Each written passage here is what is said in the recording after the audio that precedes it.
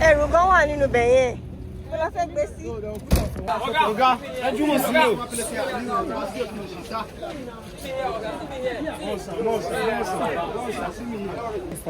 Kickstarter. That one be 5,000. Agree 1,000. No. You want this? Just that one.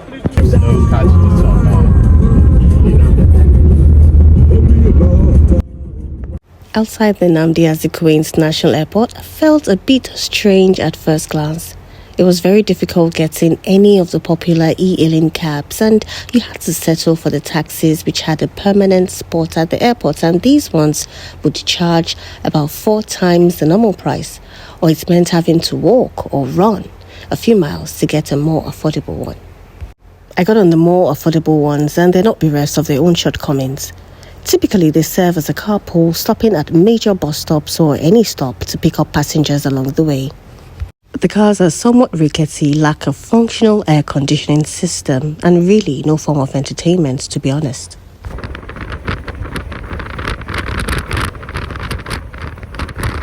But if you're like me, on the other hand, who enjoys the simpler things of life, then nothing beats the natural breeze in Nigeria's capital city. And speaking more of Abuja, Nigeria's capital city, this city feels very weird compared to Lagos. The roads are too wide, and I'm sure drivers are almost tempted to drive fast and furious each time. The city also feels quieter, in fact, in my opinion, too quiet for a capital city. I wonder if Lagos was like this when it was the capital of Nigeria. You know, it's funny that Lagos was created in 1967 and served as Nigeria's capital up until 1991, when the administration of Ibrahim Babangida moved the capital to Abuja. But the initiative itself started as far back as 1975 and was only implemented in December 1991, which means they had so many years to plan, which makes Abuja the city it is today. And one of the reasons they just had to move the capital city out of Lagos was due to the congestion at the time.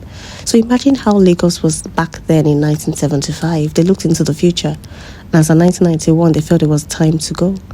On my drive to the hotel, I couldn't help but notice the amazing skyline this city has, and something that would inspire a lot of artists or creatives in their works, from music, fashion, art, and even down to construction.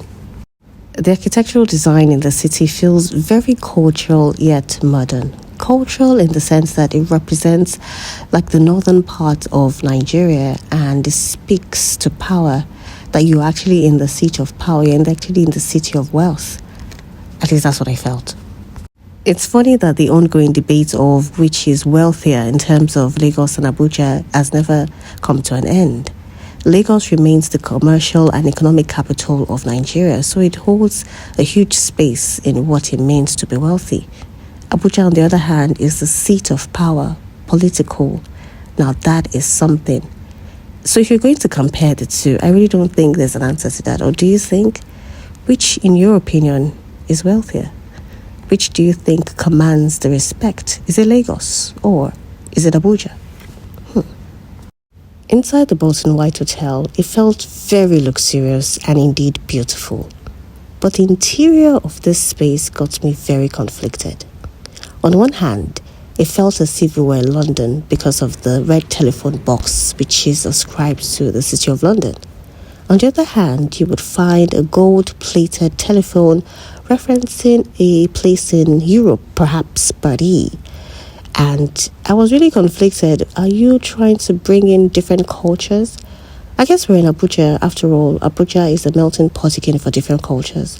And it's a seat of power, so I guess many people have to come and feel as if they're home. Or what do you think? The porter helped carry our luggage to the room and kept on talking about the history of the hotel. Inside the hotel looked very new, and I wondered how new it was, not until he told me that it had been in existence for so many years. And I was surprised because of this, lack of maintenance culture that we boldly speak about here in Nigeria. But this hotel, I must tell you, felt really, really different. The room itself wasn't bad. To be honest, I felt I was expecting a little bit less, but I got more. It had a sizable bed. I mean, that's what you need. The bed was very comfortable. It had an okay television. The problem that I had with this particular room was the restroom. It had a funky smell and a very small window, such that the smell in the restroom just wouldn't go out. And looking back, I wonder why I never spoke out to have the room changed. You know, sometimes it's always best to speak out, as you would know. But I felt I have been speaking out the entire day. I had spoken out at the airport, I'd spoken out on the airplane. I just didn't want to speak out. I was just too tired. And so I was just inhaling this funky smell for the rest of the trip. But the view was amazing. It wasn't that great, but it wasn't bad after all. And without further ado, I freshened up and came downstairs because I didn't want to miss dinner. I think there should really be a rule that would come to wake passengers up and inform them before the service is over, breakfast, lunch or dinner, because once service is over in these hotels, there's really nothing left. There's really nothing. So I was really tired. Instead of taking a nap, I came downstairs and treated myself to an array of fine selection of Nigerian food. I didn't know that we had this much food, or food that you could actually whip up just with your local ingredients like this. And I must really commend the chefs at hotels generally. And I must say that the food served at this hotel was always fresh and very tasty. And I'm sure some might wonder, aren't foods in a hotel meant to be fresh? Well, I feel like some hotel most likely serve overnight food, particularly those that don't have to finish up the day before. They just warm it up. You can tell, if you're a food lover like myself, you could tell when the food is not fresh just by the color and most times by the taste. And this hotel felt nothing like that. It was always fresh all the time, and it was very tasty. When I downed some of the delicacies in this hotel, again, Abuja just felt weird. Maybe it's because I've not, treated myself to more hotels in Lagos to appreciate their food, but I must really say the food in this hotel was something else. It was something else. If I had to speak vernacular, osiwakbaju, meaning it was really, really nice. As you can see, it was buffet style and the restaurant itself wasn't so full. But I'd always wondered what really happens to leftovers at hotels. Do they allow their staff to take it home? Do they give it out to underprivileged people?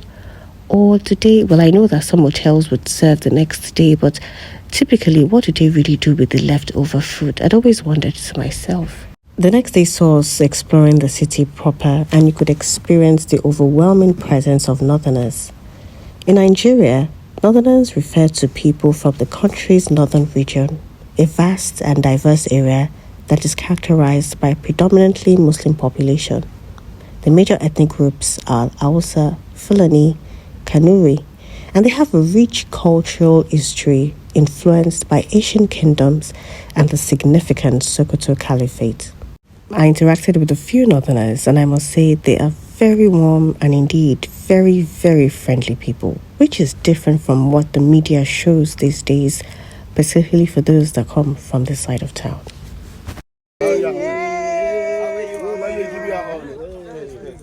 What is this? Ah.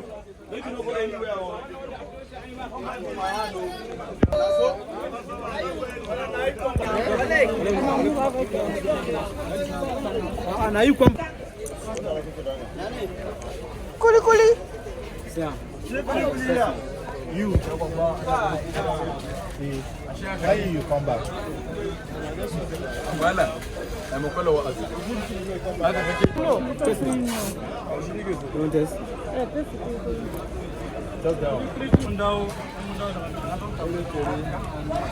It's not free. Don't worry. I mean, sell 5,000.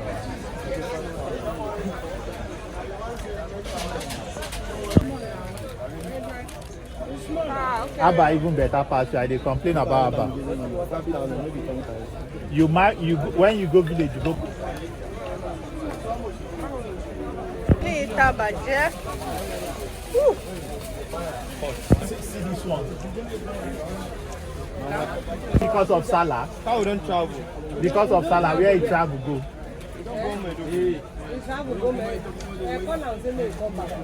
It be like say you dey vex. How we don't hear for? I mean, Lay down. Small now. It's small. It's small. Like this one. No, it's small. You know, say that no be me get this one. It's small.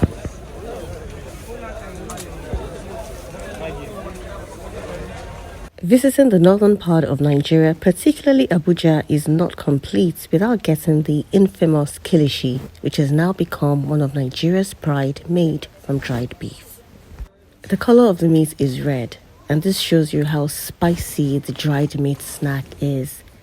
It originates from the Hausa land in northern Nigeria, and it's similar to the beef jerky. It is made from lean, thinly sliced beef, lamb, mutton or chevron, and then marinated in a spice paste, typically including peanut butter, ginger, onion and pepper, and then later it is dried until it becomes crispy. The dehydration process gives kilishi its unique savory and slightly chewy texture. You can take kilishi on its own, you can have it with rice, but my best is to have it with a cup of gari. No wonder kilishi has become a staple food and a popular snack across Nigeria. It is often served at social gatherings and events. The practice spread beyond the Hausa and Fulani people and has come to other parts of the country, including Lagos. If you go to supermarkets, you find packaged kilishi, and also beyond borders into regions like Cameroon and Chad. And also the economic and modernization has helped push it further into countries like America, Europe, and the rest. It is traditional. It is found in most homes right now in the north. And over time, kilishi production has evolved into a booming commercial business with modern processing and marketing strategies that has been employed to expand the market. So I'm helping you video. See, I don't video this thing. So I know. I'm in a Kilishi Republic. Yes. You don't give Okay, me let's do I don't give you customer. 28. Let this I don't get 28. You know. I don't go beg you now. No, now. Yeah, Kuri mana. You say you and Kuri. You say you and Kuri now. Yeah, Kuri mana. Don't allow that. I don't get. Please. I don't get. I don't Please. I get. don't go beg you. Please. I don't get. I don't get. I don't get. Give me account number, madam. What's in that thing another? Yeah, and Kuri. So I done with this Now one. go there. Alright. 28, please. iPhone. What's into my wristwatch? You say my phone, you say my wristwatch. My wristwatch is fine now. I dey call phone. Nothing to battery now. I don't know. Okay. Now go there. I get battery, so I get remote car keys. This is another place.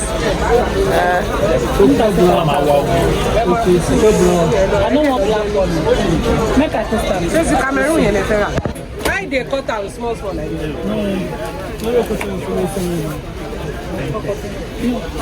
I know you for Lagos. On Agbo. Abuja. Agbo for what now? Okay, sir, sugar jelly, where's my body pen? But it's for man now. I have man easy now. But it's not for woman. You go woman on. Oh, how much is this one? This one, 5,000. Why you say 5,000? 6,000. What's with this one? Oh, God, try and see. 6,000. Kickstarter. Kickstarter. That would be 5,000. No, 6,000. Agree 1,000. No agree. How much last? 4,000. 4,000.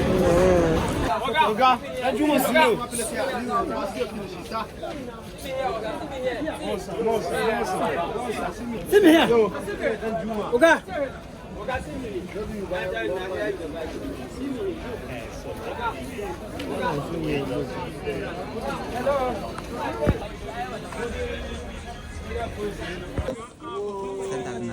Uh-uh. 2,500. How much last? 9,000. Now you do have. So I guess in summary, and depending on how you look at it, Abuja would always feel weird compared to Lagos. Lagos is the commercial and economic capital of Nigeria, whilst Abuja is the political and the administrative capital of the country. With Lagos having the highest population in Africa with over 20 million residents and Abuja just over 4 million people, no wonder the city of Lagos is very chaotic. But some of us really like it because we've managed to move through the chaos. The economy in Lagos is driven by trade, finance, the ports, oil, and tech. Nollywood, fashion, while the city of Abuja is driven mostly by government, civil service, diplomacy, construction, and real estate. The lifestyle in Lagos is very fast, energetic. It's a city that never sleeps. Abuja, on the other hand, is very calm, organized, and it has a more formal culture. Lagos has music, beaches, is the melting pot for different cultures. Abuja is more diplomatic and has official gatherings and very, very fewer cultural hotspots. Another thing is the cost of living in Lagos, which can be mixed. It can be cheap and it can be very expensive, depending on the areas like Ikoyi, Victoria Island, or Lekki. But generally in Abuja, it is higher. Housing here is like very expensive in places like Maitama, Asokoro, and Wuse. The transport system in Lagos is heavy. You can see the downfall. We have buses, we have the trains now, we have ferries. Abuja has wider roads and obviously less traffic, but can still be jammed at peak time. Soon it was time for me to board back to my city of Lagos, the city that never sleeps, the most chaotic place I've ever been. But, to a greater extent, is a place that I love and I would always cherish. I wonder if I can live in Abuja. I wonder because I've just been so used to the madness that is associated with Lagos and all the traffic and all the people. Abuja just seems very calm. I wonder if I'm able to relate and easily adapt to such situation. In no time, we boarded this Arik flight back to Lagos from Abuja now, and it felt really calm just looking at the sky and zooming in to see where I was. You would imagine that, just in about less than 72 hours, I had the worst flight of my life. But coming back home felt very peaceful. I guess this is all this trip was about. And I was totally grateful for the experience that I had in Abuja. That said, do you really think Abuja is weird? And weird now is not, in a derogative or in a negative way, but when you're comparing two cities, one that is bustling and one that is calm, I guess one would always feel weird to you, wouldn't it? Thanks for watching. I'll see you again in my next video.